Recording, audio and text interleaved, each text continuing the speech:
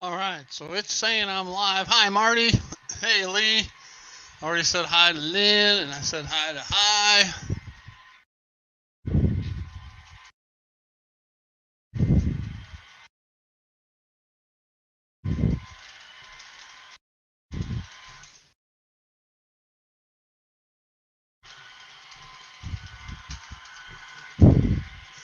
Yeah, I'm running some trains. I'll change this camera around in a minute once I get the trains situated the way I want them to be.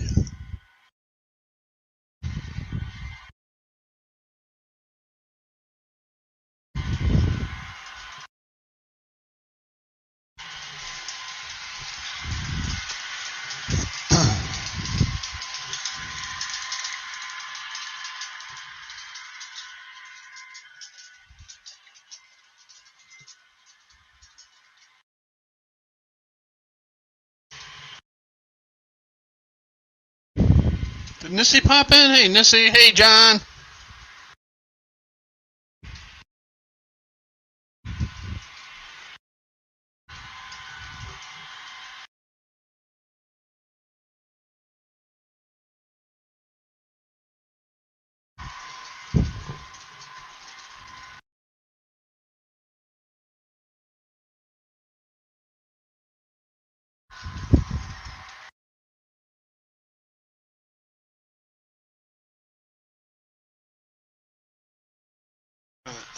I can switch cameras around.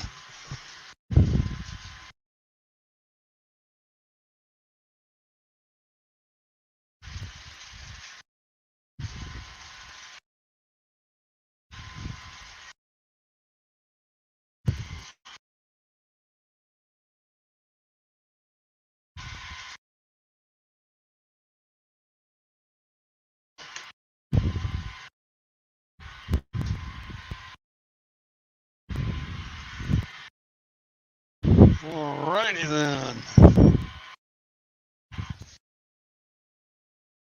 Oh,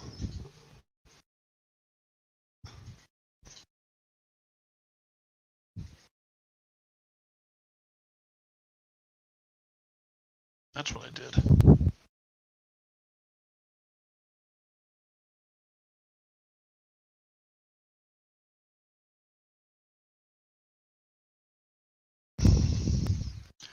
I have this bad habit of not setting the switches correctly or correcting them.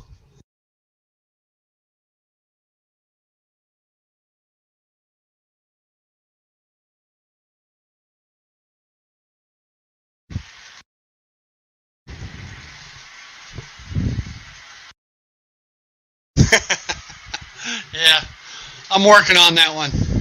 That's my Pincy E8. It used to be a great runner. Then all of a sudden, when it got into the turns, it started losing contact, but it's not shorting out the system. So I've checked all the pickups. It's got 12 wheel, 6 axle pickup, and going to four 2 wires for each rail, and it's not any of that. What it might be is where those in a solder joint under some shrink tubing, that solder joint may have come loose. I'm not sure, but the good news is when the mailman arrives today, he is supposed to have some keep alives or current keepers or whatever you want to call them that I ordered from Iron Planet Hobbies, and tracking shows them out for delivery. So I should be good to go. Plug them in and be done with it. So that's why he's sitting out there. So yes, the wheels are supposed to be down. Kind of like that.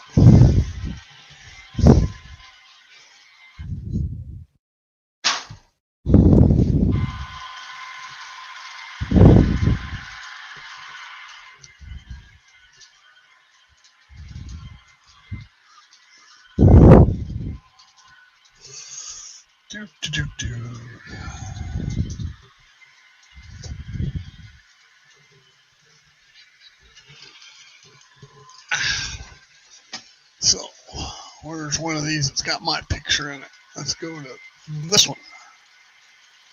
And we'll go here. There, now you can see me too.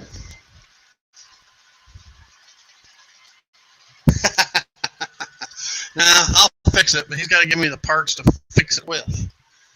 So,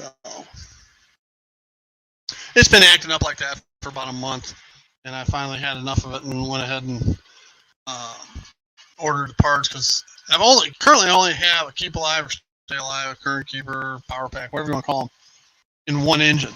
All right, and an E8 with all the wheels shouldn't need one, but it may be the easy fix, and I'm all about easy. Hi, Nisi.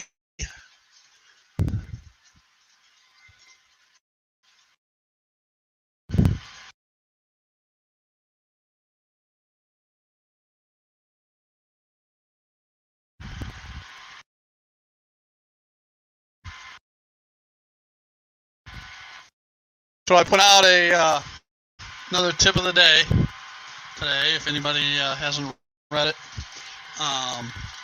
it's kind of a follow up on Heath's live stream earlier in the week on wheel sets.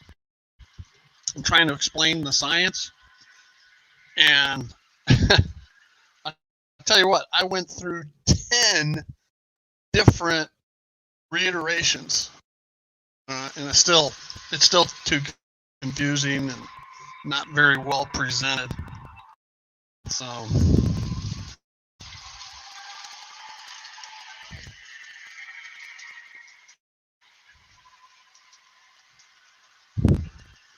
bottom line, metal wheels are always going to be better than plastic, just simply due to the lower coefficient of friction.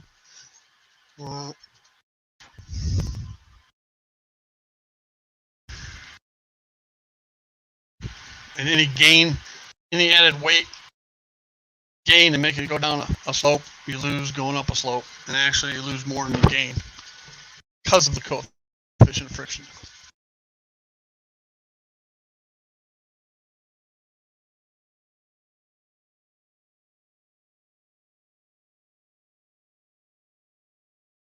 I'm in the process of another tip of the day.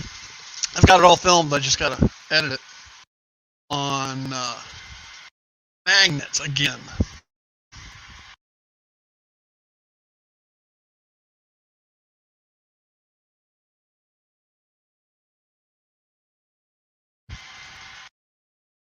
Thank you, Lee. By the way, I should probably put the link.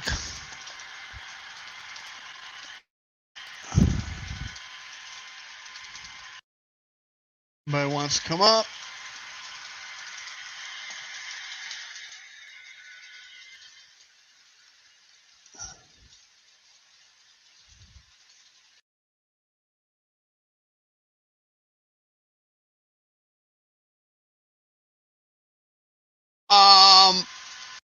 Nisi, no, they do not keep track clean. Cleaner, yes, but they don't keep it cleaner. They just don't dirty it up as fast. Hey, Chasco.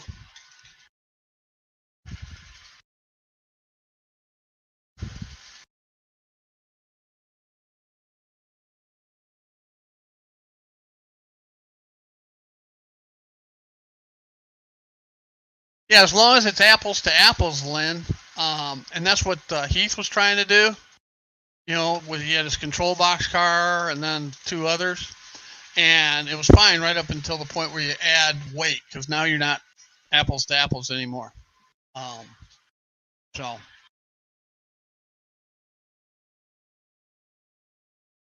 but if you're just checking different combination of wheels and such, hello.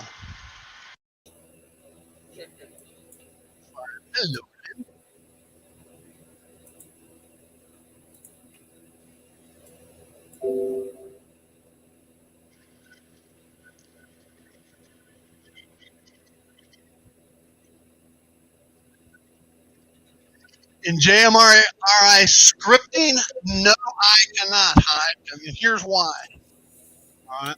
I did coding in college, and I did coding in the early 90s. I have no desire whatsoever to do any more coding. I will buy off the shelf every day and twice on Sunday. I just don't want to have to mess with it. No coding for me.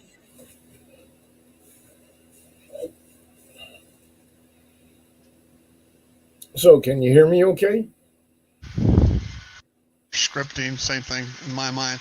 And there's Lee. I thought you'd forgotten. Knocked out here. Let's see if I can change camera views for me. And you can change the views for us instead of us being long as well, Steve. You're forgetting about that. You don't get to watch trains this way, or not much of trains. I don't hear Lynn at all. Can't hear me at all. Change the views. So I don't hear Lee at all. What's going on? Does everybody hear me? Yeah, you can hear you, Steve. Hear me? Okay. I just can't hear y'all. Change it so you're big, Steve, and we're in the corner. Now I can hear Lee, but Lynn, say something. I can barely hear you. All right, I hear you fine. You can barely hear me, huh? That ain't better? Now I can hear you. Yeah, it's just microphone wasn't close enough. Yes, you were over. I've just put a video out as well. Good. Okay, let me change. How about this one? Ah, there we go. Now you can see me. That works. Yep. And I can. That's cool. That is actually put me big, Steve. Put you big? Oh, okay. Hang on. Let's go back to where was it? This one? This one. There you go. And I don't know how to make you big, Lee. So right, it's easy. Where it is, where the box is down the bottom, you'll see solo. You press the solo button on my square. Solo button on your square.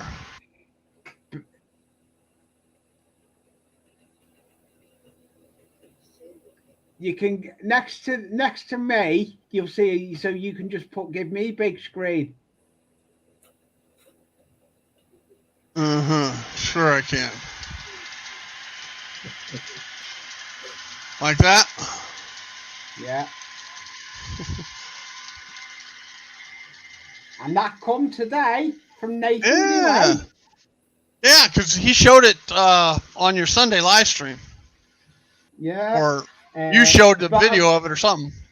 Yeah, I received it today from Nathan. I've done a video of it.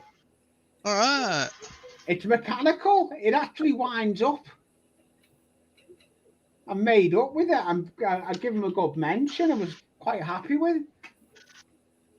Yeah, he is awesome. He even, where is it? I've got a letter he sent with it as well. There's nothing discriminating on the letter. That's the letter he printed out. And all right.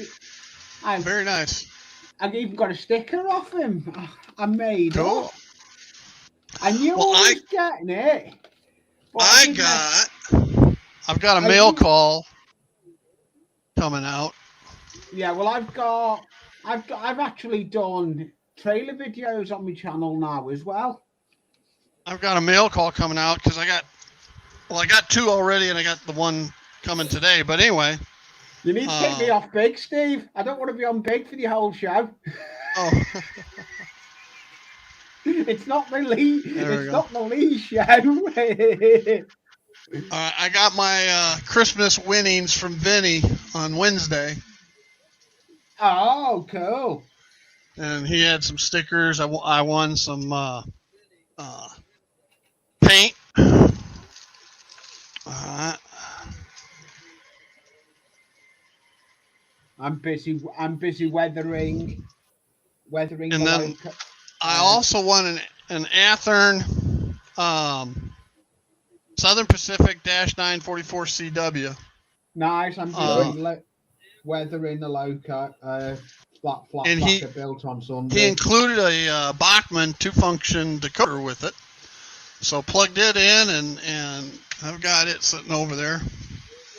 It's not really my era, or it's one of the few Class 1s that didn't go to Chicago, but hey, it's okay.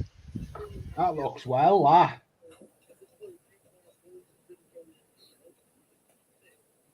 It's that flatbacker built on my live stream. I'm just weathering it with acrylics, watered down acrylics. Well, the other thing I won. I had a good, I won 2 boxcars in Jason's 900, Jason the Train Freak's 900 subscriber giveaway. Yeah, I seen that. And then Vinny, I won all that stuff. And then last week in Jim Tedesco's contest, I won. Water tower. I won my water tower. Oh, that's cool. Yeah. I see Bill, Scotty, Hillbilly Railroad done to has been live.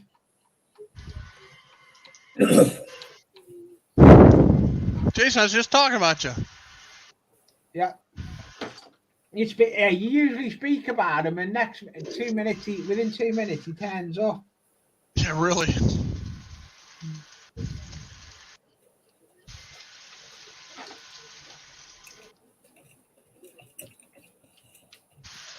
What roll? I can't put my Minicam on because at the moment I'm doing an update on my laptop, so I can't do it. Yeah, hi. I went for a year and a half not winning anything in anybody's contest, and then inside a month and a half, I won. Let's see, I won a bunch of times. I didn't even expect that from Nathan. I got an email off Nathan Delay to tell me about it. I didn't expect it. I didn't expect it. Huh. I lost my wireless display again, so let me bring it back up. That's the problem. I heard that Sparky is running low on those packing peanuts.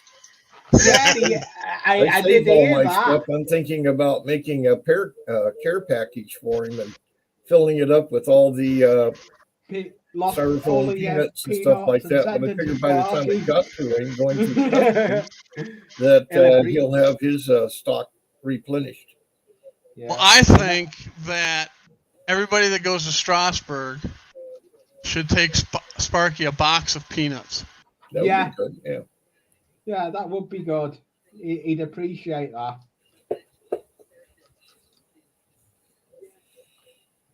He'd appreciate it, knowing Sparky. Steve, if you got a minute, I'd like to explain what's going on in the background here. And it's kind of a continuation of your YouTube this morning on wheels. And Heath is still on wheels and rolling and keeping the track clean. Sure. Hang on one second. I'm trying to get everything lined back up on my wireless display. I got all good. I am going to. I got to figure this out now. Lindy. I got to make it big. How do I do that? You can do it. And that's good. Solo layout. There you go. There you go. There you go. You're big. Hey, I got to learn this stuff, right? Yeah. Ooh. I hadn't done a thing with my hair this morning. I'm sorry. Hey, it looks fine, Lindy. You see this going by right now. Looks kind of odd. A B unit, a caboose. But the caboose is a cleaning car. Huh? the caboose is a cleaning car, and what I'm trying to do is get the track as clean as I can. Heath has mentioned this, and Tina Marie from Mojave Model Railroad, this product that is supposed to keep your track clean. And they're saying the black that builds up on your track is actually a byproduct of miniature sparks between the metal wheels and the metal track. It's like a type of corrosion. But you have to get your track clean before you can put this paste on. And when you put it on, you got to put it on very lightly. So I got this B unit the other day off of the old eBay Whiz, fairly cheap, and it's really heavyweight. It's got a good motor in it. It's running really good. It's for another project. All I wanted was the motor, the DCC, and all like that. I have another shell that I'm going to put it on for a passenger train I'm building. The caboose has one of these cleaning things, and you can see how dirty this is just from running a little bit last night and this morning.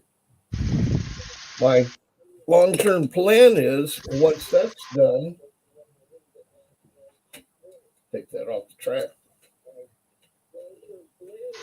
Do you know what a dust monkey is? D-U-S-T monkey?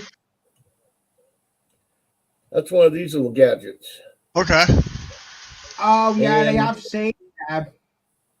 They're not really for cleaning the track, but for keeping it clean once it's clean. And you can see this one is kind of doing its job.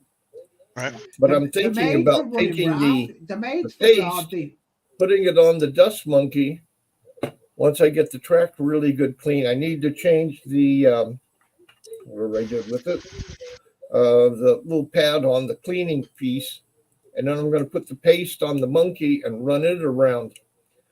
Conversation with Tina Marie, she said that, you want to put it on very lightly. You don't want to gum it up or anything like that. But she says, if you do, run something like this or another train or whatever and help spread it all the way around.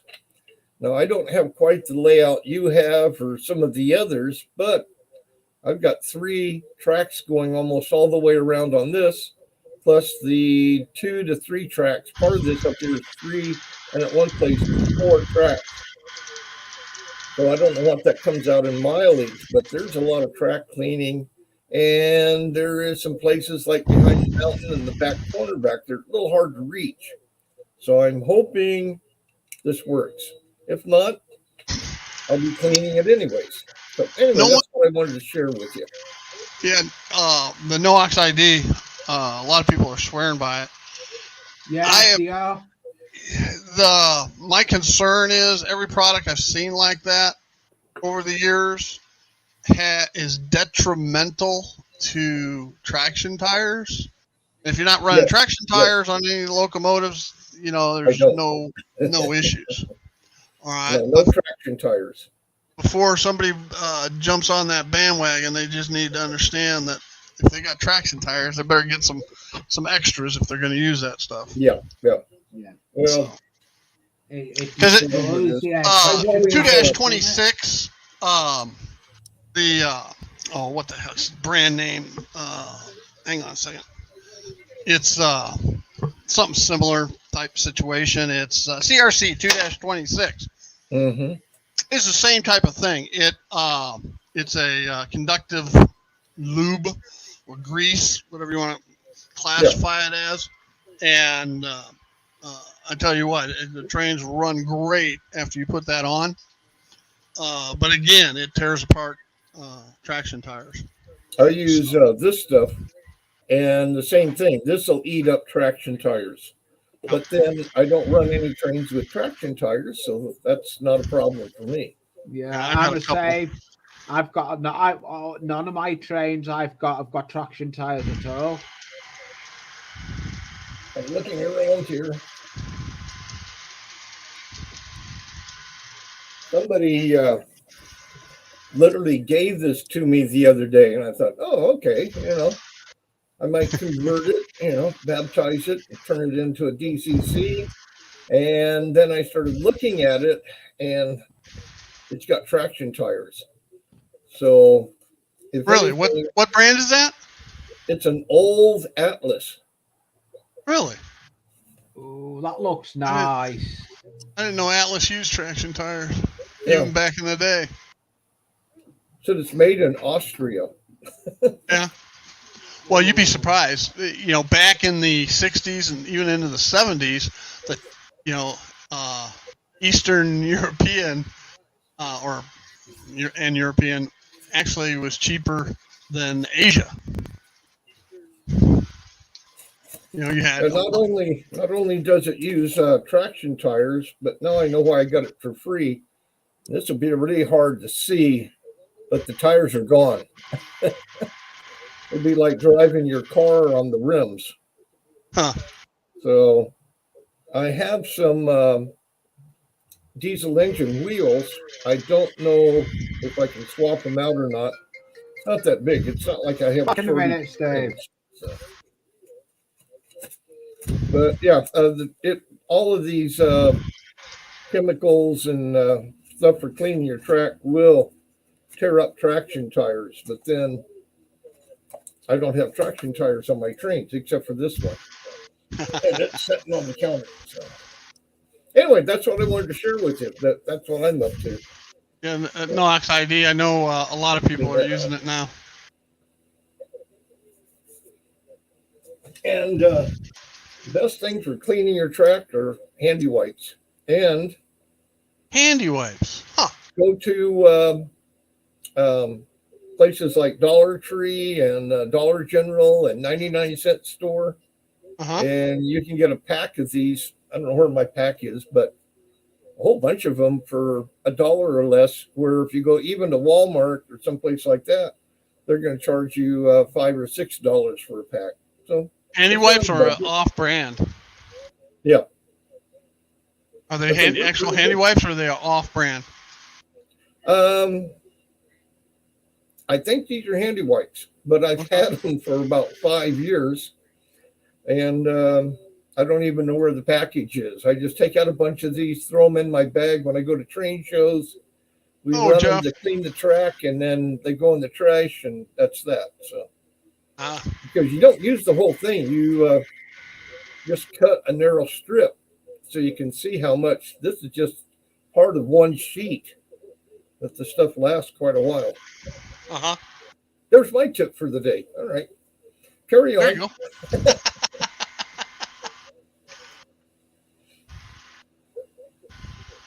I'm gonna put a clean one of these on here. These things, when I say things, these things are expensive. I mean, I understand it's metal and this is brass and all like that, but they're not cheap. Jason had one of those. He ran it around my track. So I don't like the looks of them going down the track like they are. They look kind of odd. So I took a caboose and modified it, mounted the couplers on the steps, ground the sides of this off so it slides right over. Much better to see a caboose going down the track than this contraption. I think Jason's was a caboose too. Where do you think he got the idea from? Probably you. I gotta call him, see how he's doing. I talked to him the other day, last weekend after your show or during your show, and he's doing okay. The chemo treatment's kind of kicking him in the butt a little bit. They put him back to work, but they won't allow him to drive a vehicle. I don't know what that's all about. And on his medications, I imagine. But he's doing okay. He's got a good attitude. Good. Trying to figure out what I did with my good scissors. I got my not so good scissors. Speaking of scissors, a plug for Harbor Freight if you need scissors. You know how they have their weekly or monthly special? I think it was something like $1.99. Well, I'm sure they're not high quality, but rather than ruining a good pair of scissors, which I can't find. Oh, found them. If you want to take me off of the big screen, because I'm going to be just cutting handy wipes right now. Get this thing back on the track and get the track cleaned up.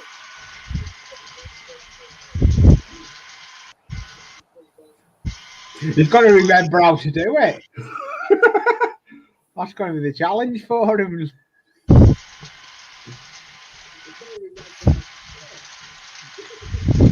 I need to move my camera because it's not actually in the right place to where it should be. I'm sure glad this stuff has lines on it, so it makes it easier to somewhat cut a straight line. Yeah, that's, as we call that. That's blue J cloth, as we call it here in the UK.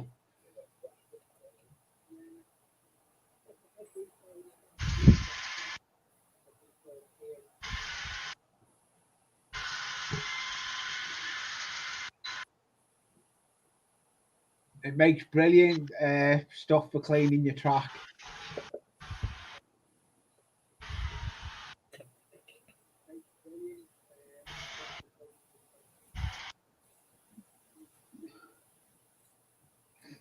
All right, John. Have a great day. Have a great day, John. See you again, mate. Thank you for dropping in on Steve's Live.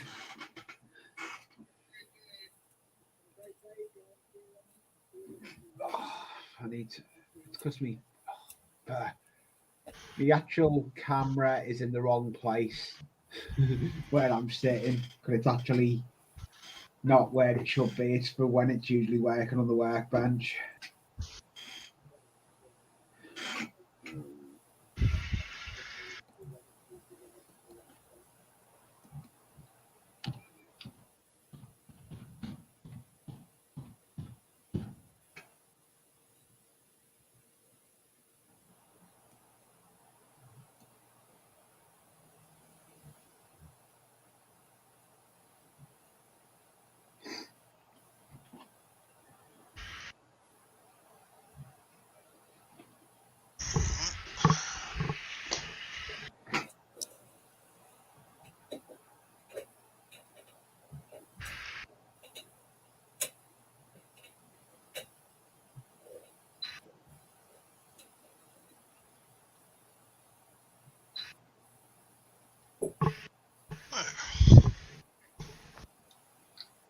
Hadn't run trains a long time. I've been so busy.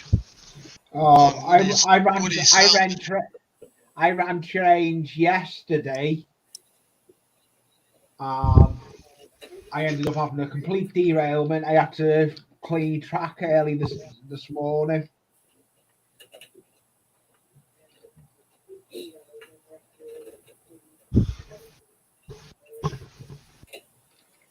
I do like the mountain there that behind Lindy. That is a nice mountain, that. Since I have such a small room, I can't really go this way, so I went this way. Yeah. That's it's a nice. I like the way. What did you, Lindy? What did you build that? What's the mountain built out of? It's all scrap pieces of styrofoam from packing. Yeah, that's the way to do it. Styrofoam and polyfiller I use sometimes, but I've just recently turned to using sculpture mold recently as well. I've only just started using sculpture mold kind of on the loft layout. So I'm back on the loft as well, because I've got this layout and I've got the loft one as well, where my channel originates from.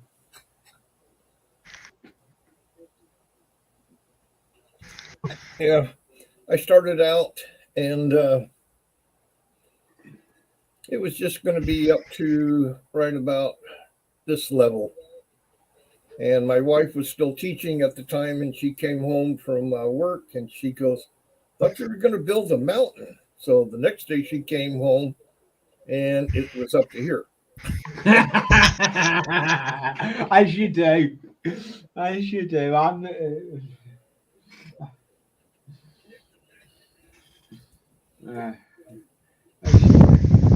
But with the limited space and the tight curves, I can only run small locomotives and cars down below. So the upper track is for the big stuff. Hey, Heath. And anything will fit up there.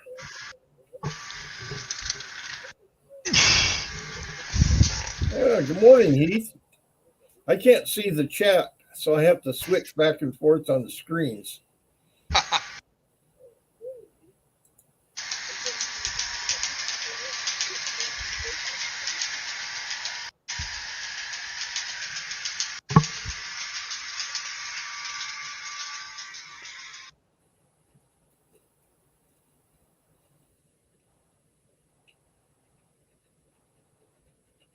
Hey, Digger.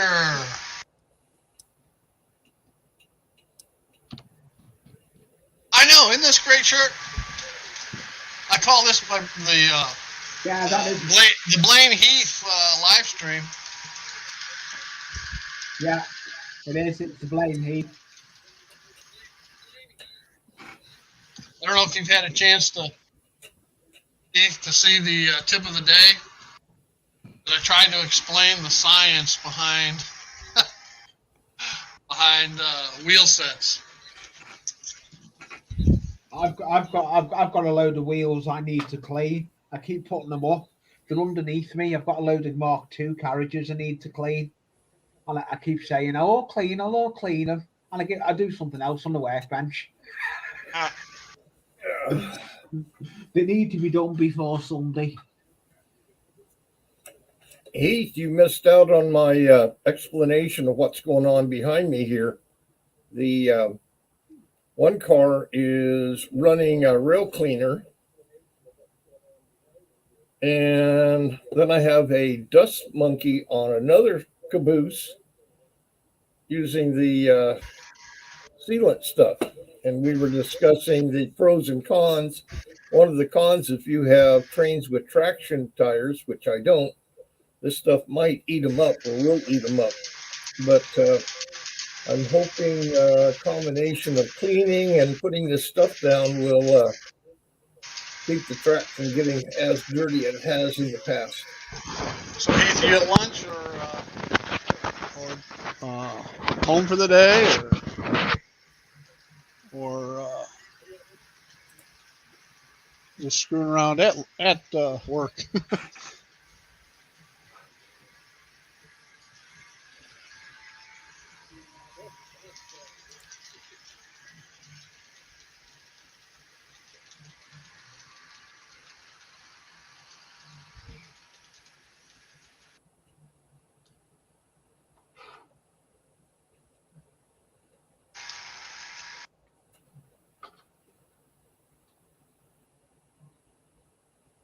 Only problem is changing traction tires on a steam locomotive is a royal pain in the ass.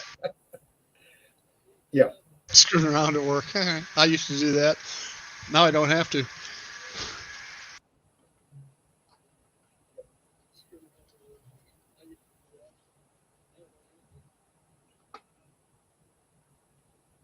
Steve, did you happen to see Jason the Train Freak his unboxing yesterday? Yeah. Yeah, I seen it as well. All those cars. I want to get on your box list, Lynn. Okay, well, that came from cleaning. I realized this room was just getting full of unwanted things and stuff like that. And he and I were talking or chatting one day, messaging, whatever you want to call it. And we started looking through these and knowing how he's a Cotton Belt fan and all like that, I started pulling out these cards. And he was like, "Oh, those are cool." I go, if they're in the box, that means I'm not running them. Yeah. So, That's true. But he didn't know about the others, and he still doesn't know this. I don't know if he's listening right now. That Erie Lackawanna, the Tinker roller bearing, and the Rutland, that came from a bunch of cars. I watch eBay and Last Minute eBay, or lastminute.com, they call it. And this guy put up a whole bunch of cars, make a bid, and I think the shipping was fairly decent. The guy really got burned on the shipping because he didn't know. But the cars came from Hawaii. And Wow. poor guy, I bid really low on him. I kept the ones I wanted. I sent the rest of them to Jason. And I think it cost him something like $30. But on eBay, he only charged $10 for the shipping. See, I thought eBay automatically set the shipping amount. I did too. I don't know how that worked, but I've never sold anything on eBay, so I don't know. Yeah, but there were some interesting cars in there. One that I kept, got up here on the shelf. Oh. That was in the batch. Oh, that's nice. What's interesting about it, if you can hear this, the whole thing is metal. This is all metal. This car must weigh at least a pound. I mean, it's not plastic. Everything on it, the doors. I really didn't want to glue it together, but it has little tiny pins and really hard to see on the bottom. But okay. Thanks, Jeff. It has screws holding it together. You can take it has what holding it together? Out. Oh, okay.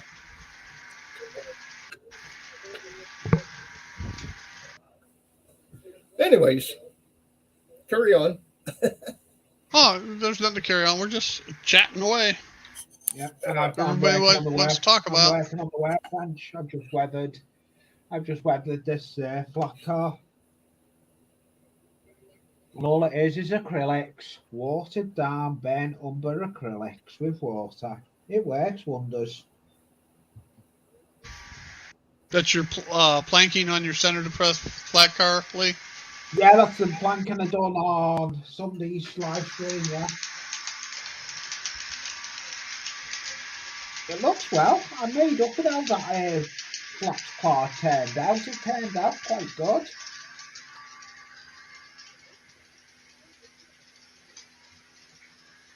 I've got to make a load for it next, but I think that'll probably come on a video. But I've got 6 videos in the bank. I'm ahead with my videos. That was one thing I said last year on the New Year. The New Year, I was going into a new way with the channel, and that's what I've done. I've hit a new way with the channel. I go in spurts. I don't want to just put a video out. Yeah, well, I've got the pond on. So I won't know what to do for a few days, and then all of a sudden I'll think of something. Yeah, no, or I'll be working on the project like Woody's. Yeah, I've got the 3 videos filmed for the pond, but I still need to dull it down. But I've been and bought, it'll come out in another video. I've just recently, let me go and get it. It'll come out in another video when I'm up to it. I've just recently been and bought me epoxy resin that I'm going to use for the pond. And courtesy of the Poundland, it'll do. It's epoxy resin. It'll do for the water. That's what. On my videos, they're not 100%, but 99%. They're all from the shows that my club attends. A few of them are from other clubs or other events, but I've been trying to transfer some of the old ones that I find interesting from Vimeo to YouTube. And with the help of Jason and Rick, the tree guy, he helped me a little bit, and Heath has chimed in a little bit. I'm slowly getting motor, but it's not easy. I'm sure Vimeo wants to make it as hard as possible. I pretty much have to retransfer the video back to the computer, and then from the computer, then send it over to YouTube, which sounds easy, but for one video, just a short 1 minute, 2 minute video, it may take about an hour to get everything to work right. So I'll transfer and it doesn't show up. So I'll go do something else, and all of a sudden I'll come back and there's the video. I'm not into the live or doing the demonstrations and stuff, maybe somewhere down the road. But as it is, last time I checked, I'm up to 89 people following. Get one more and I'll have a whole 90. I'm the same. I didn't expect my channel to get where it is. I'm at near enough 500, over the 500 subs. When I started my channel, I didn't expect it to get where it was. It was only started when I was building the loft layout as a vlog, and then all of a sudden I started doing the scratch building series, and it just took off from that.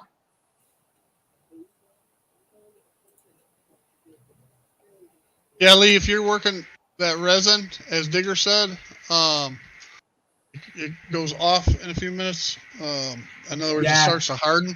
Have yourself a hair dryer handy or a heat gun, one or the other. Because I'm not ready to do it yet. I'm gonna wait until the day I'm ready to do it. It's literally everything to hand, and it's gotta be full head on. I need to just hit it.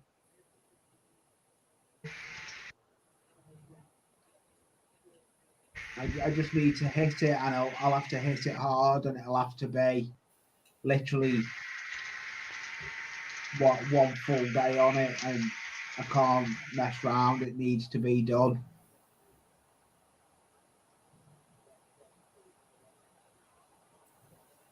Steve, would you like a little show and tell?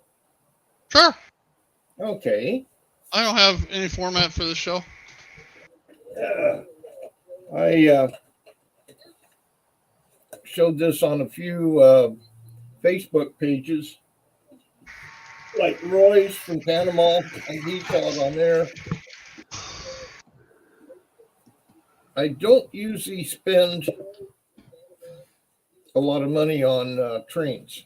I have a lot of trains. I just don't like spending a lot of money on them. But this one I couldn't pass up.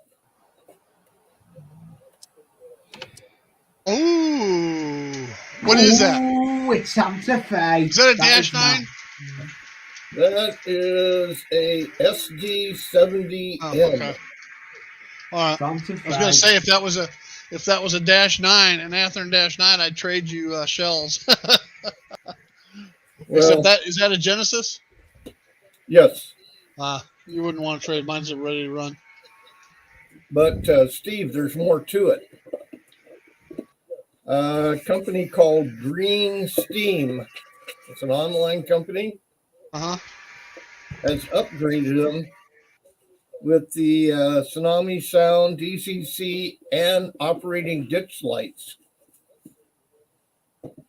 And there's more. Hi. And when I say more... wait, there's more. And there's more. That's because there's two of them. Can't have a train. You got to have two trains. Yeah. And the sound and the lights and everything are just over the top. Hey, Randall. And then on the other end of the scale, like I said, I watch eBay and all of the little cheapy things. I had this one out running, and This one turned out to be pretty good. It is loud. Yeah, I've got a Bachman DCC sound on board, E7. All right, and I really like it too. Yeah. I mean, it's got those have economy. Well, who knows what? It depends on what year. But mine has an economy decoder in it, so it's got limited functions. But hey, it's got the functions I need. Yeah. Yeah, that's all you need. As long as it does what you want, it's your railroad, and you run what you want on it. Why do I keep doing this? I don't know what you keep doing, Steve. Keep forgetting to throw the switches back to where they belong after I park a train. You know, with the showstopper, it's been kind of far in between any shows. They're starting to open up. There's here, there. Yeah, I was going to say, we're starting to get a couple of shows. I'm looking forward to a couple of the shows going ahead that I can try and get this past weekend, we got 3 invites within, in the time period of the shows, is within 2 months of cool. places to go to. We accepted 2 and declined 1. Well, Nisi, if you were here, you could help me and you could be my conductor while I run trains, or you could run trains and I could be your conductor. Although you can ask my train crew, John Lenton. I'm not very good at that. One of the shows, it was kind of a left-handed compliment, I guess you would call it. A big group in the Bakersfield, central part of California. Uh-huh. It's a club. They've been around for a long time. They have both HO and N. They're in a 3-story building. 1 story is HO, huge layout, an old building. Uh-huh. And another floor is the N scale, which is equally or maybe larger because it's N scale. And the bottom floor is a furniture store. The man that owns the building, he sells furniture and so forth on the bottom, and he lets the train club have the other 2. They pay him some rent. Do they? Oh, they do? Okay. On a large train show called GHAM. It stands for Golden Empire, something the other trains. They have so many clubs that want to be in the show, and at the Kern County Fairgrounds that they only have room for so many, and a good number. So what they do is the clubs like mine, we perform every other year. And this is the year that we would be out. We'd be back next year. But Kern County, and with the showstopper and all of the stuff that's going on, they notified the club that everyone in the building has to not only wear a mask the whole time they're in the building, they also have to show their vaccination card, including booster, and be tested. And a couple of the clubs said, no, that's too much, and dropped out. So that's when they contacted us. But we already have prior commitments. Personally, I'm going to be out of town, and we need somebody to pull the trailers and enough people to set it up, and we just couldn't do it. The Great American Train Show, it's going to be in San Bernardino County, which is a lot more lenient than the others. So we got our foot in the door to go to that one. And then we get a call from the Elks Lodge here in town. And they put on a custom car show and train show. And all the donations and proceeds they give to the local schools for books and supplies and stuff like that. And they were going to cancel. And I got a phone call a couple of days ago, and they said, we really, really want you guys here. And we go, we really, really want to be there. So we got that lined up. So 3 shows in 1 weekend, offers. So things are picking up. Sounds pretty good. That's cool. So Mystic, what kind of Kato or Kato did you get? Oh, he's got his first Kato. Nice one. I don't have any Kato engines. I got my bi-level commuter cars are Katos. I mean, they're high quality, first rate. They really are. Just checking on tree guys. Is Rick at your house, Nisi?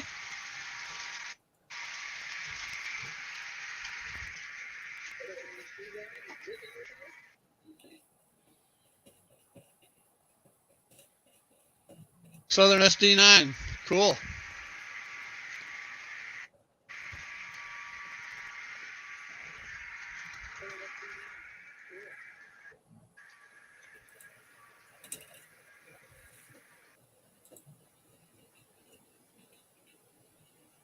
I'm missing out on what everybody's saying on the side. I have to switch back and forth to see what's going on. Oh, I can see in the chat. I've got 2 monitors. Well,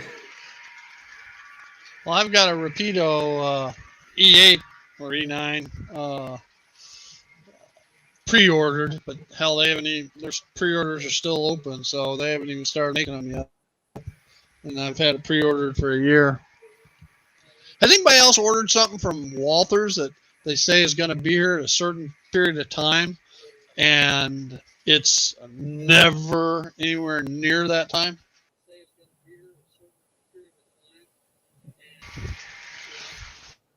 DC, they're making toothpicks so I can build more fences. Steve, I think I'm gonna step out. Thanks for allowing me to come in and share what. You bet. Anytime, Lynn. I'm gonna keep an eye on chat though. I'm not gonna go away. I'm just gonna go get right. Coffee, maybe a bite to eat. And you feel the urge, hop back in the basement. Thank you. See y'all. See you Monday. See you in the streams. Anyway, a year ago, last November, all right, I ordered a 2-pack of Burlington 40-foot trailers, okay, from Walthers, and it was due to be in December of last year. Guess what? They haven't arrived yet, so they're a year and 3 months late. They say the end of January. We'll see. Then I also ordered a 3-pack of bulkheaded flat cars that were supposed to be in January of last year that still haven't arrived. So, not happy with Walthers. I wouldn't be either.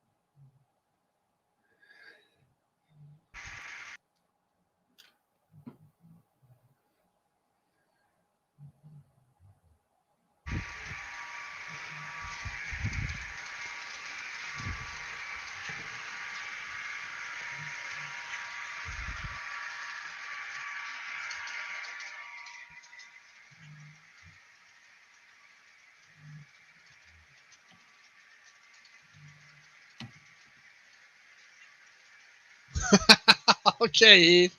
We aim to please. Heath, I did some research on magnets. Needless to say, I've been filming a delayed versus non-delayed tip of the day.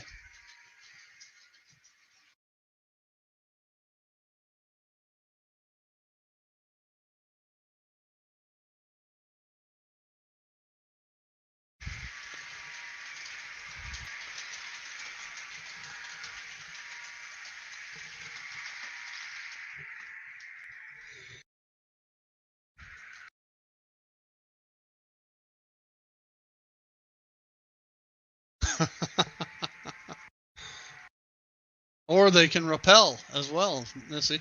DC. Hey, Dwight.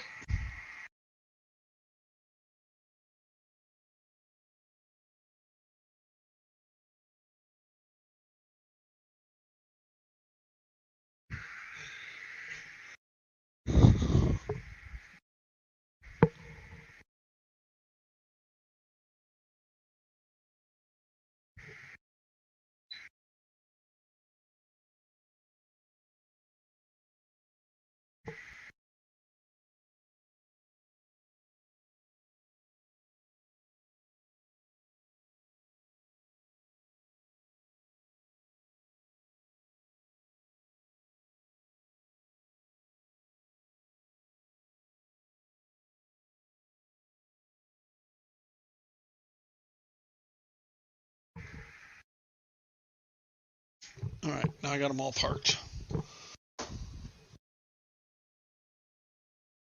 Switches back to where they're supposed to be. Just for you, Nisi.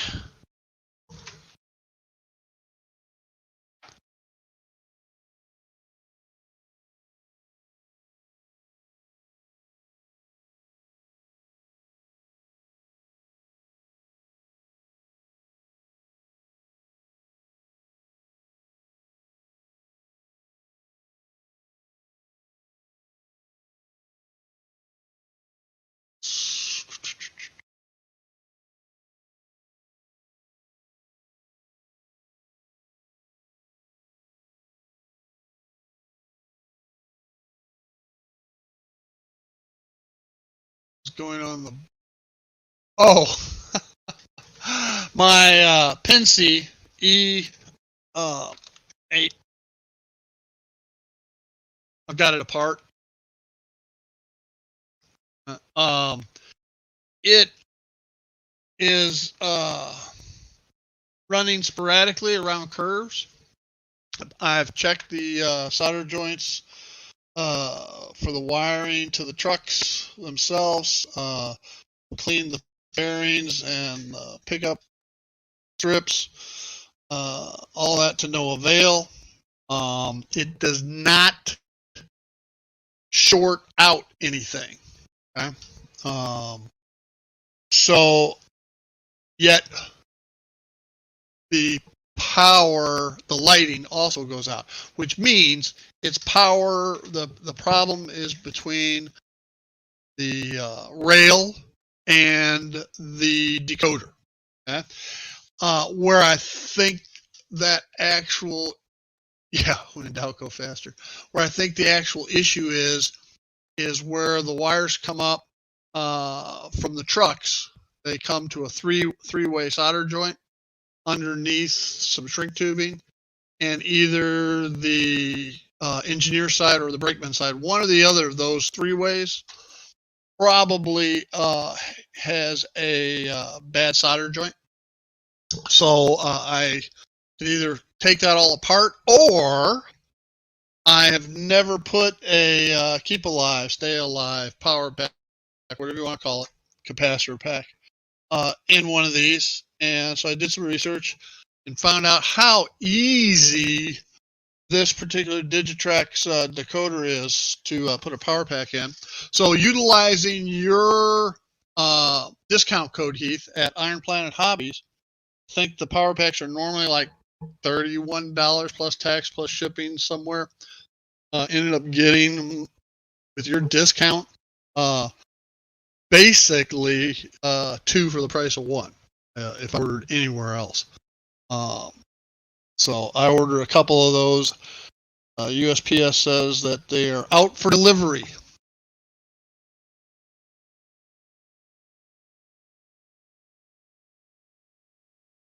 I don't think I'm going to put it in the oven because the shrink tubing will melt and everything else. So I could rewire it, or I can put a one of these packs on it, see if it corrects the problem. If it does, because it's intermittent and only on the curves, should solve the problem. If not, then I just rewire. Yeah, I'll do a video on it next week.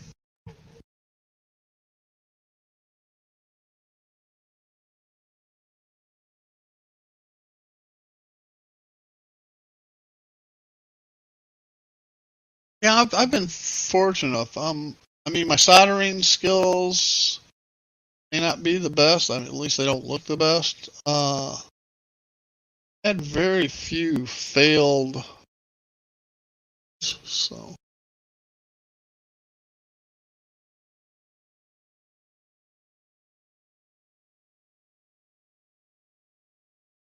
Okay, Digger. Enjoy your tea.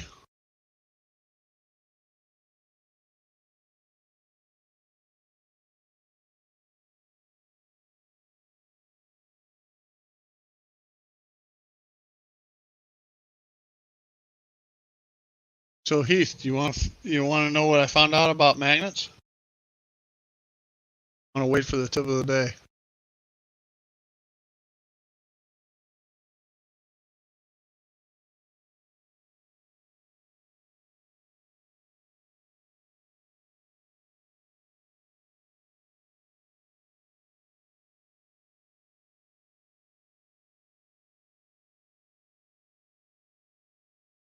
Go to Colorado or Illinois. Recreational joints are had. Oh, I didn't see you. Okay, so here's the deal. A magnet's a magnet is a magnet. Okay? What Katie is saying roundabout way is the positioning of the coupler, okay? And they have different magnets, and it's basically magnets vary in size, shape, and intensity. Okay, that's all it is. So based upon the shape and or the intensity, they have magnets that will yield a delayed position of their couplers. Okay? And I just so happen to have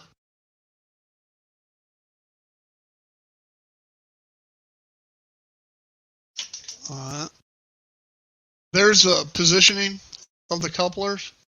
The non-delayed allows when it uncouples, okay, you can pull away, no problem. When you come back and push the car off of the coupling, push it back, but it will not, and it will recouple.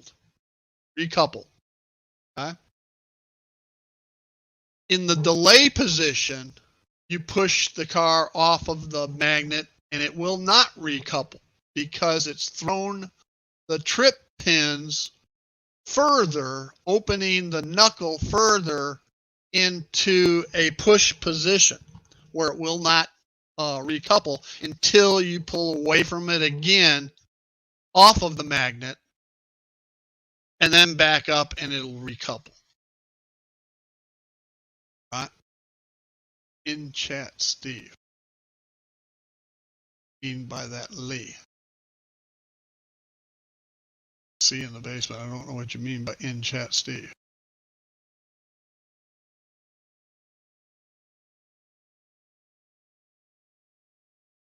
No, that's not the case.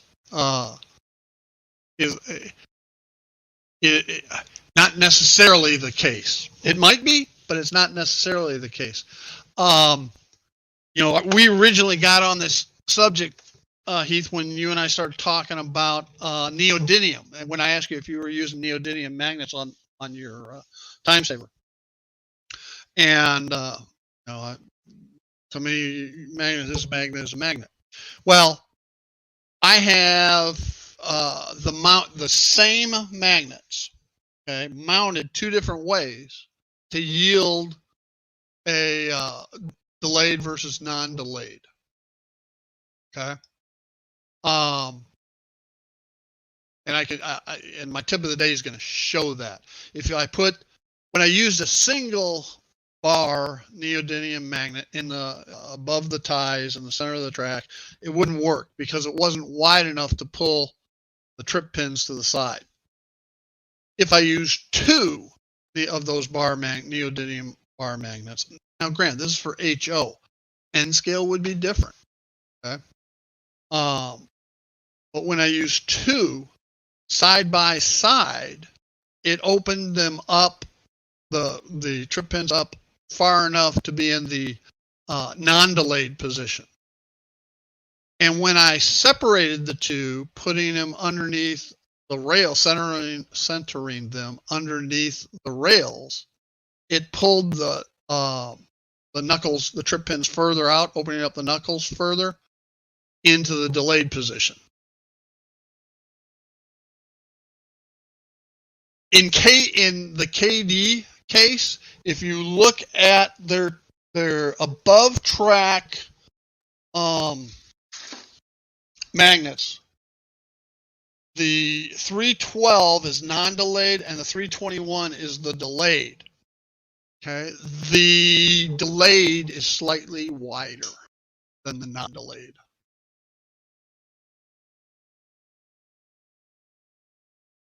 Okay, welcome back. Hi. So in that case, Heath, yes. Now they're under track, and I forget the name. I think it's a 308. Their under track magnets and not is a delayed, and it's a much wider magnet.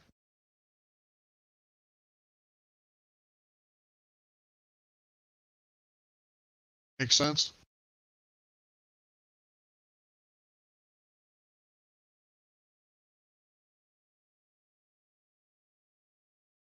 The strength of the KD magnets are nothing near the neodymiums are. I have a hard time separating two neodymiums. I mean, it's a challenge. Whereas the KDs, it's simple as pie.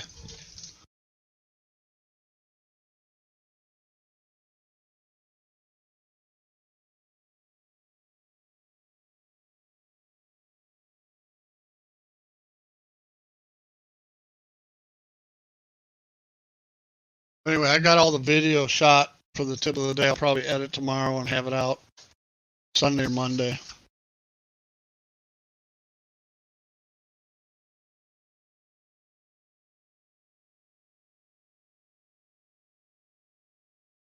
I did not, Heath. Most of my weights is ferrous magnetic and non-ferrous non-magnetic. I don't remember. Most of mine are magnetic. And if you go over the neodymiums slow, right, they will pull the two cars together and result in an uncoupling. Or can. But then again, I'm not going over them slow. Anytime I'm going over a magnet, with the exception of two places, I want to uncouple. The other two places are mainline tracks that convert to that are convertible to yard tracks, yard lead-ins.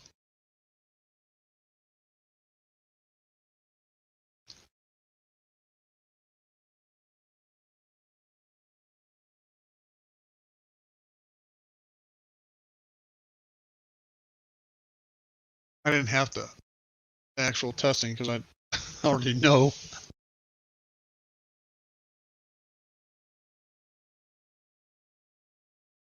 I guess the best thing is wait with the non-magnetic. You know, I have I utilize this a lot. These are, and you can see I've cut it down already, bunch. It's a lead vent pipe flange that goes on the roof.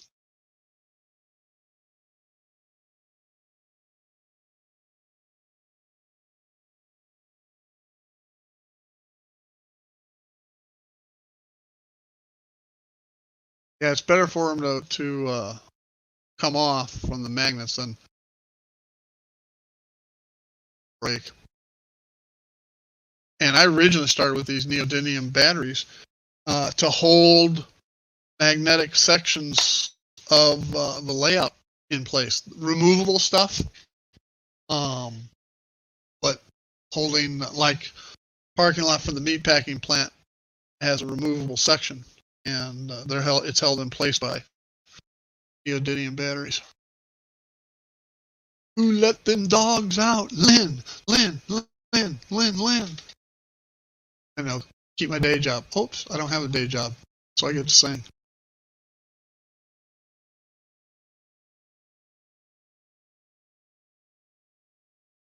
But I would imagine, and they're not that expensive if you try it out.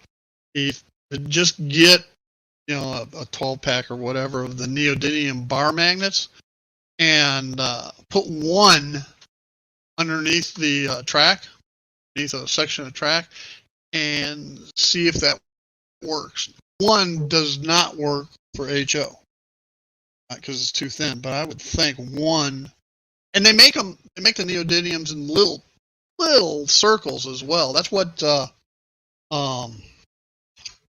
Larry Puckett, the DCC guy, used, was little round ones. I'm not that good at stopping an engine in a given spot. I wanted some flexibility to that. Therefore, the bar magnets. Anyway, what originally I thought was a waste of money, bar magnets ended up being an excellent investment. Matter of fact, I bought the original 24. I bought 50 more. And now, unless I come up, I've got a couple places I just can't get to anymore to put magnets in that I'll have to do because it's landscaped and everything. But I've gone back and retrofitted every place I can.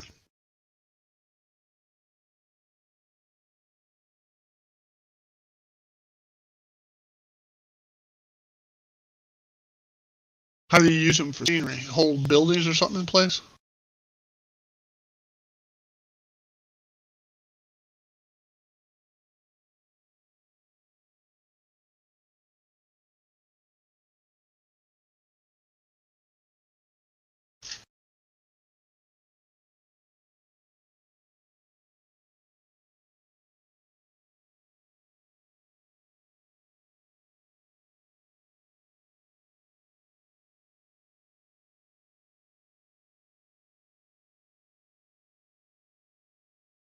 Oh, okay. And that's kind of what I did. And I guess I got my idea from Ken Patterson. He used them to put modules together, I think, and said, I could do that for with like parking area removal. My bridges over my Van Buren Street yard are all on lithium magnets as well. But then once I figured out how to use them for coupling magnets, they were great. Much better than the KV magnets.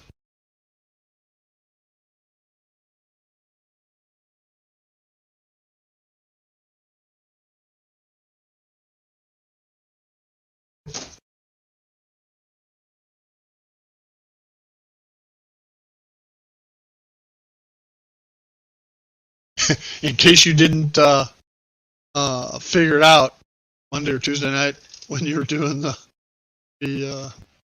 thing with your blank list, I kept saying magnets, talk magnets. When I get something in my head, I just don't let it go. It's been bugging the heck out of me for a week or so since we talked about it. And both my parents, Missouri, that's the show me state, so I had to show myself why it works or why it didn't work.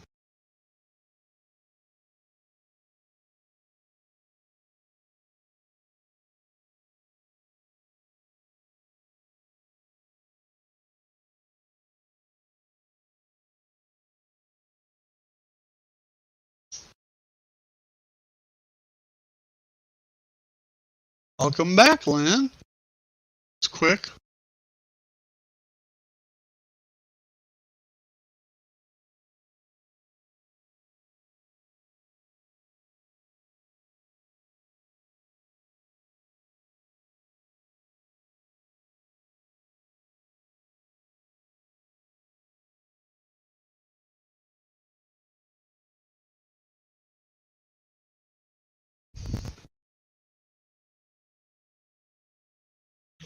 Here's a question.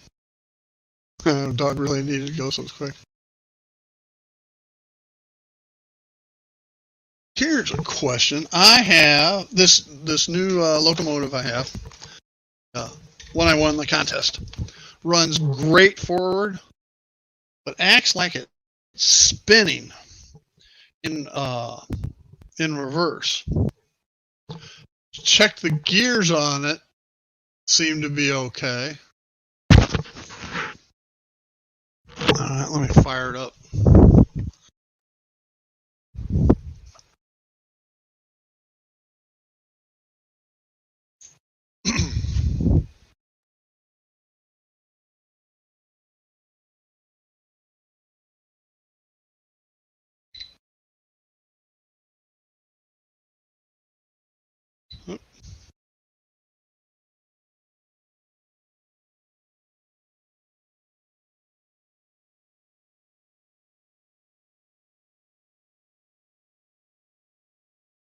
Wrong one.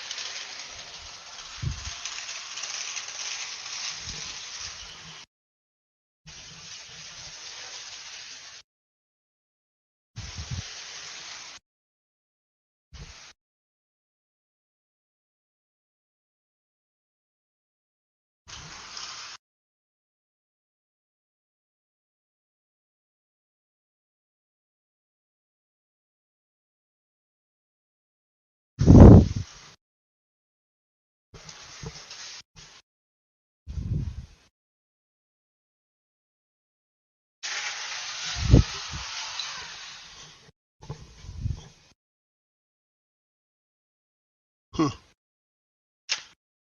That was about.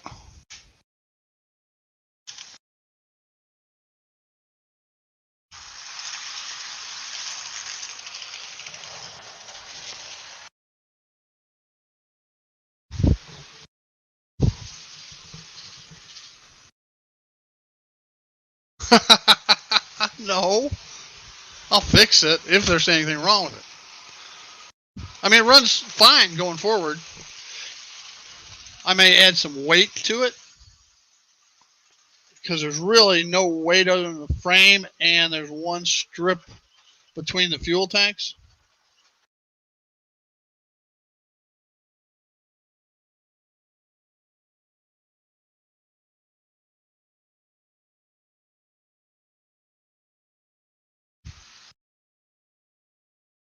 And I got to put a better decoder in it.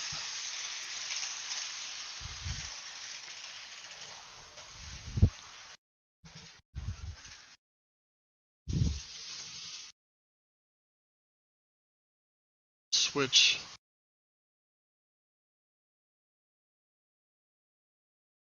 cameras.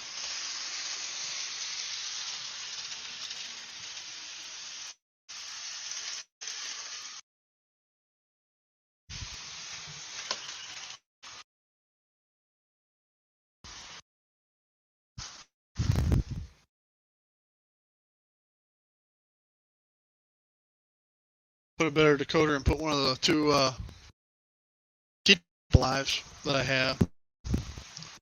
This is Vinny sent a 2-function Bachmann decoder with it. Pretty cool. So at least I got it up and running. That's area over here by Woody's. I need to get the vacuum out. 4.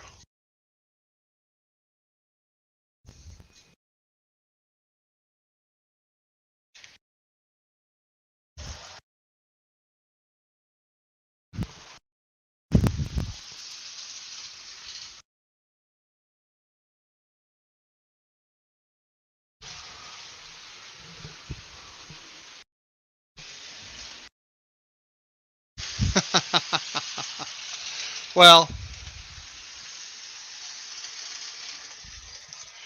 some of the stalls, Jeff, it's actually going through a reversing section of track, and the Digitrax reversing circuitry is digital. Okay, so it will pause. I need to get a, excuse me, the Digitrax one is analog. I need to get a digital reversing, an AR-15, so that it takes away that pause, or put a keep alive on it, and it solves the problem.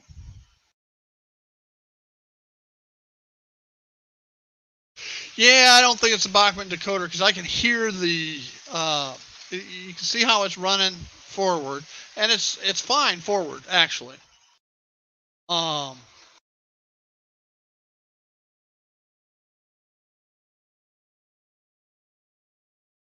That's where the polarity reverses right there. That's why the pause.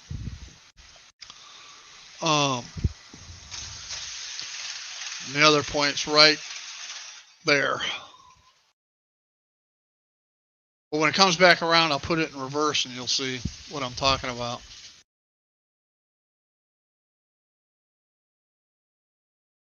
Because it winds up and it sounds like the drive is spinning. And frankly, I haven't taken it apart to look at that. I had it apart to put the decoder in, of course.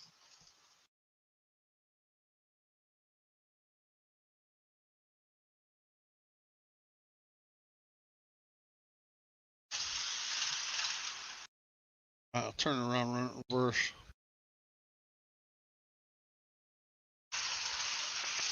See what I'm talking about?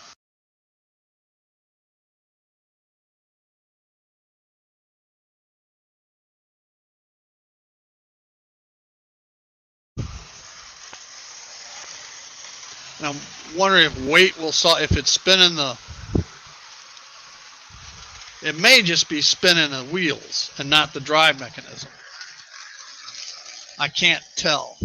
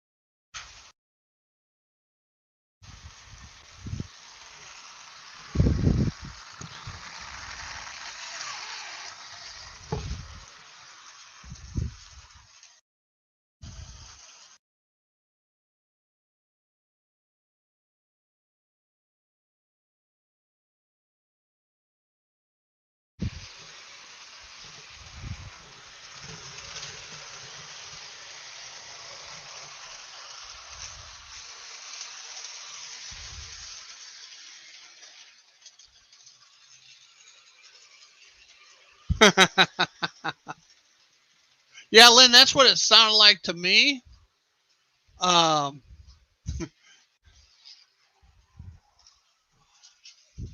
But again, I have not properly diagnosed it.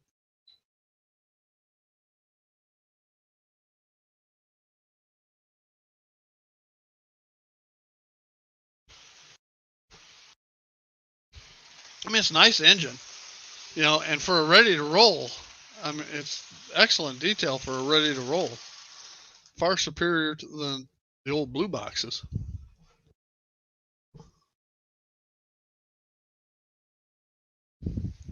I was looking on eBay for a different shell because the Southern Pacific really in itself does not fit into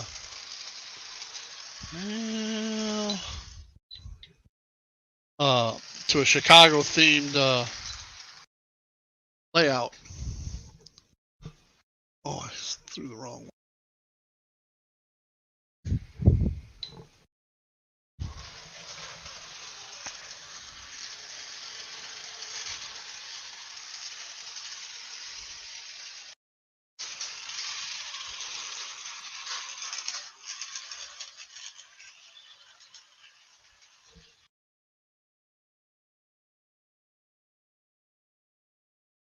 I had one like that, Lynn. I forgot. I fixed it. I don't know what it was. I can't remember what it was. I think it was where I had the decoder mounted, was putting pressure on the drive train when you put the shell back on top of it. That's what I think my issue was.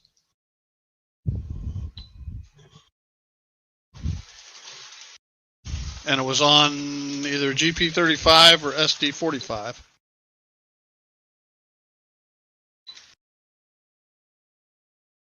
So, anyway.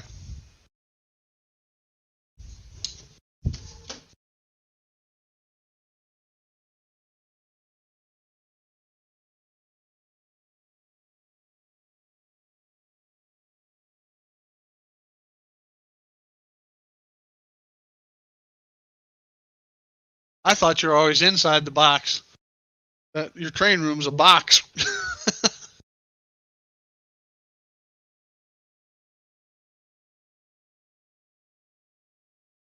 The U-boat? Well, it's similar body style to the GP with not much width above the motor and drivetrain. I'm looking at my U-boats. I got 2 U-boats. I think, well, both of those are shorter in height than the SDs, GPs. So, all right, Heath. Slacker. You too.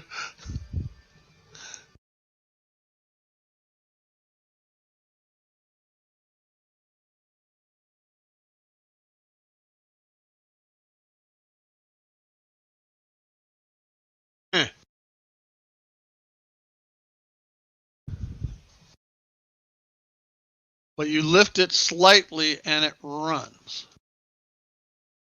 That sounds like an electrical connection between the bearings and that wiper type plate for the wheels, where the wires connect onto.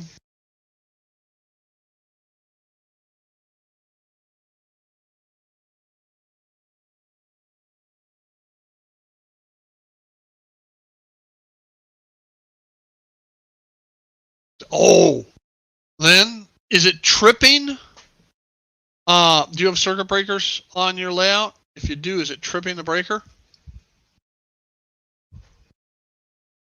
And then when you lift it slightly, it doesn't?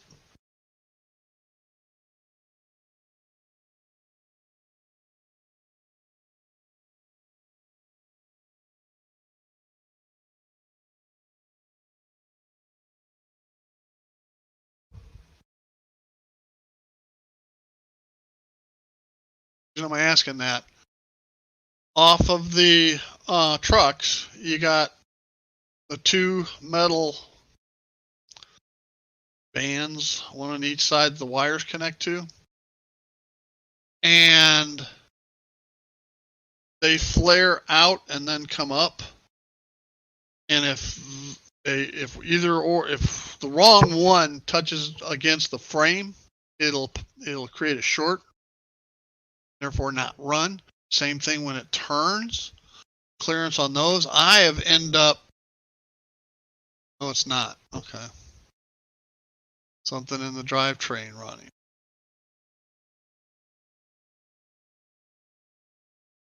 Check the bearings.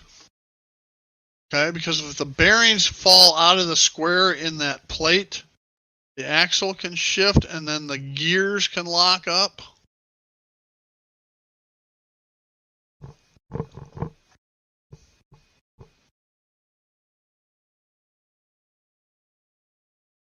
All kinds of little things like that. I've had a couple be like that where the bearings have gone outside the plate and allowing the axle to raise or drop. I can't remember which one. And then the gears get misaligned in the truck, and then they bind and lock up. Hello, St. Blazy Model World. Welcome to the stream. Yeah, you really don't even have to take those apart much, Lynn. All you got to do is pop that bottom plate off that truck to check that. And you can take the band across the top too and take the whole truck out if you want. That one's pretty easy to work on.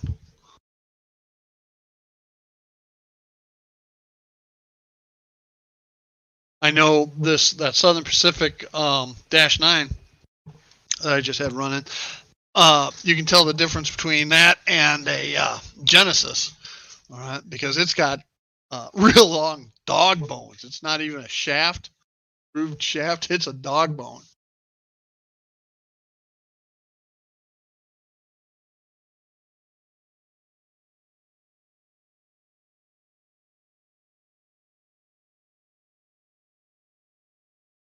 And that's basically what it amounts to when those axles fall. The bearings fall out, and then the axles get misaligned, and resulting in the gears misaligned, and they can lock them up. And I had, which one of my engines was like that? Man, I had one like that. It drove me nuts for a while until I figured it out. Oh, it was my Santa Fe Super Chief F7.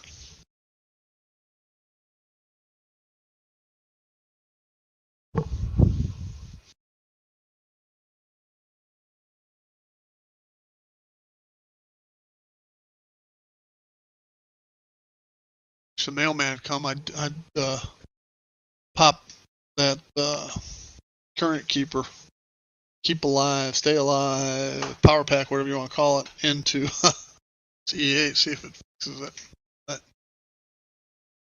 be another tip of the day. Does it runs but dead slow? Is it grinding? You probably, if it's dead slow, you probably wouldn't even hear the grinding. You'd hear the motor humming, I bet. The motor getting real hot?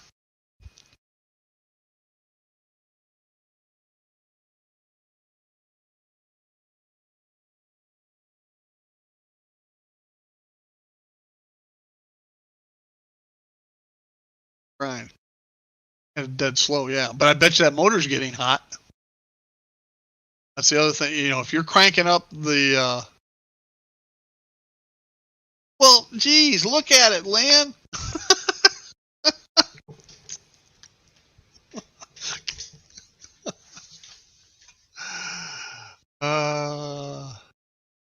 You know, I got a GP, a Burlington Blackbird GP9 back there, and I got dirt cheap. Like, it's Proto 2000. I got it for like $12, and the guy said for parts.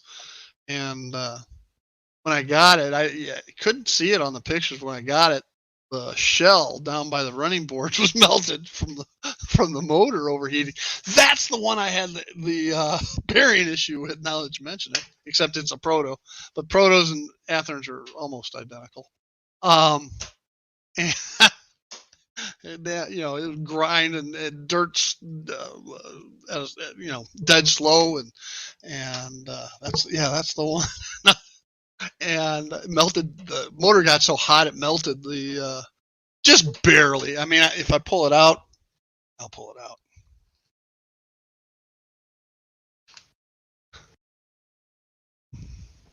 Let's see if we can see it. If you look, well, hell, I thought I had a different camera view going. I am showing off the layout instead of being a good host. All right. So, look at this. See, right underneath Zephyr. See that metal there? That metal? Right there. Okay. Never guess the road name? No, I don't know how many you have. You got 20 some, but I can only imagine what you have. But anyway, the motor got so hot it melted the shell right there, and that metal that's showing through is the new motor. I had a motor. Matter of fact, I've got a couple replacement motors, and so I just dropped a new motor in it, and then corrected the gearing that was locked, that was binding due to the bearing, and anyway, there are a number of things that all contributed to it. So, but it was for a cheap engine. I got it fixed fairly cheap. What is the road name, Lynn?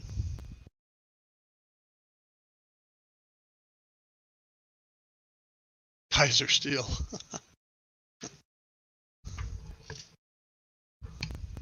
Tell you what, Kaiser's had their hand in everything. They had big shipyards back in World War II. I think they owned most of California at one point. Of course, Kaiser Medical nowadays.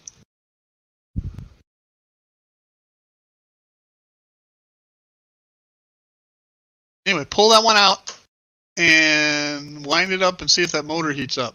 Don't let it overheat and melt the frame, melt the shell though. Yeah, isn't that great? I think I was one of the first to get the Blame Heath shirt after Heath. I bought this one the day it became available.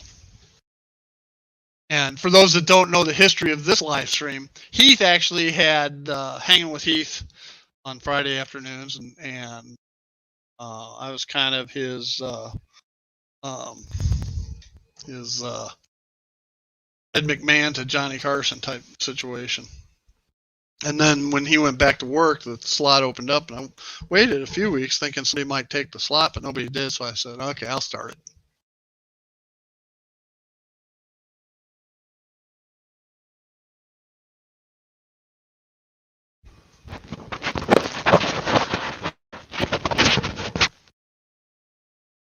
So what else is going on, folks? Down to 5 people.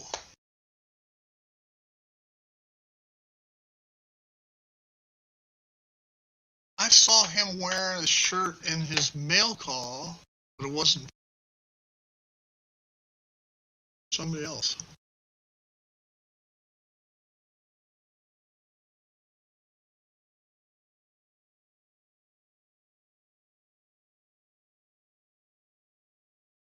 I'd go broke buying merchandise from everybody.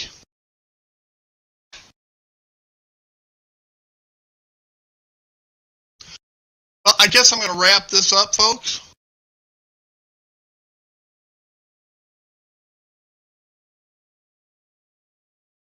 Kevin's Yard, okay. You want to explain the story behind that, Hi? Yeah, that's what he had on DIY Digital First 100. That's what it was.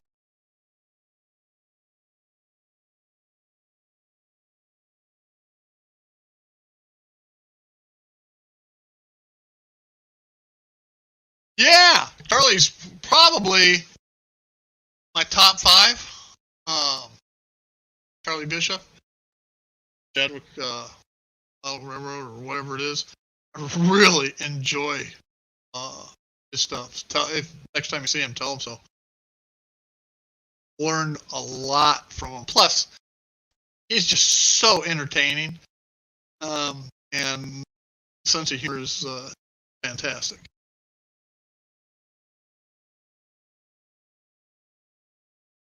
Were you at his place? Someplace else.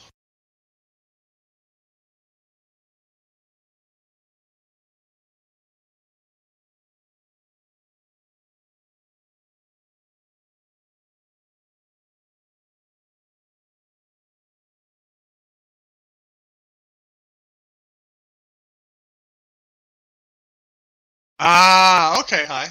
That makes sense. Typically, there's always a story behind why somebody names something. Most of my stuff is named after actual places around where I grew up.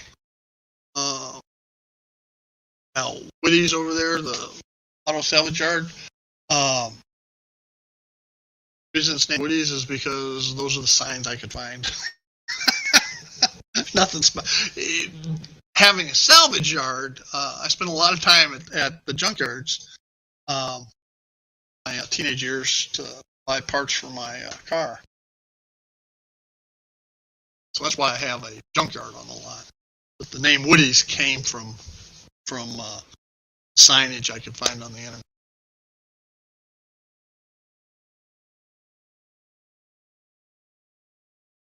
Oh, okay.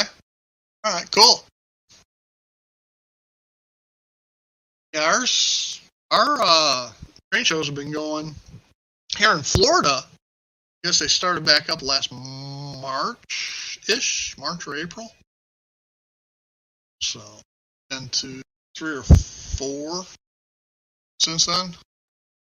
Next one coming up near me is in Bradenton, and about 45 miles away. 5 miles away. February, first week of February, I think. Yeah, that whole scene height is really looking cool. Now, I love my lighting, but it's not here like yours where you have controllable turn lights on one section of a building on and then another section separately. All of my lights, they all come on at the same time.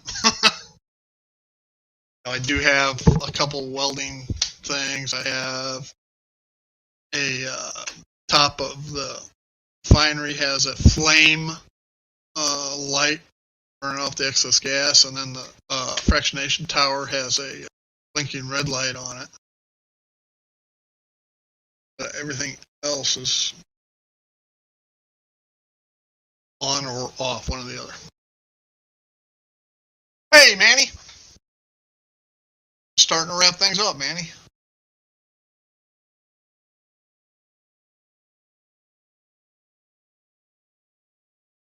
I'm surprised Penny, my dog, I'm surprised Penny hasn't come in looking for me.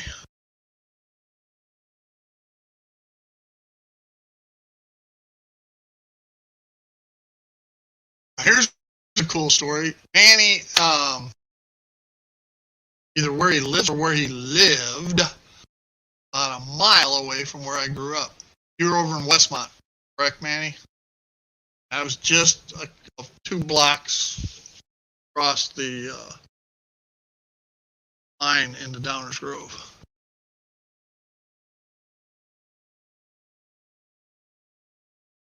I think it's true.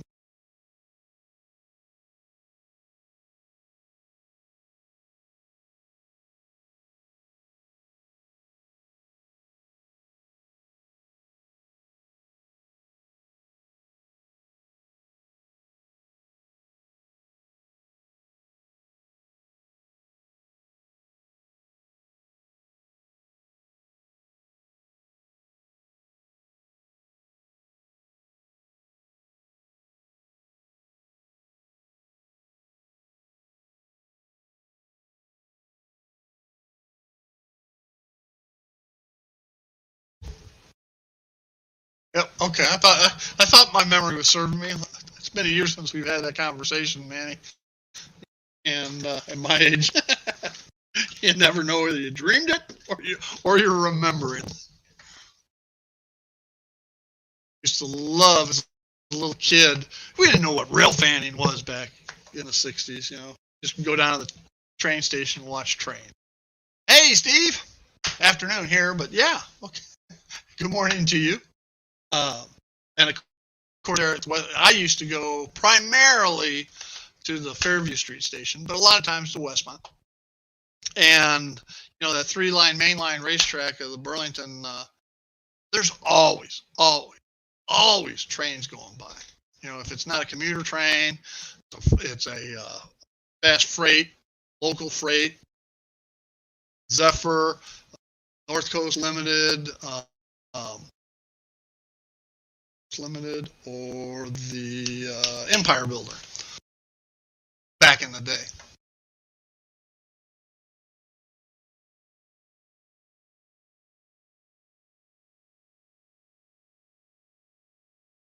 All right, St. Blasey, you take care. If you see Charlie again, tell him hi. All right, everybody, I try to limit my Friday streams to 2 hours. We're at 1 hour and 50 plus minutes. So I'm going to wrap it up. Anthony Dodge has his live stream at 3:30 Eastern time. So try to make that. I haven't seen him here today. I would assume he's still having it. I think he's back to work, though. Off last week. All right, thanks, Lynn. You take care. It's Nancy. Oh, hey, Nancy.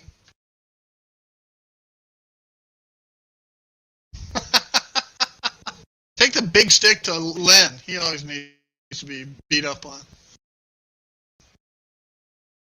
All right, folks, I'm going to wrap it up. Thanks for joining me here for Retirement Railroad, Matinee Modeling. Y'all have a great day. Bye now.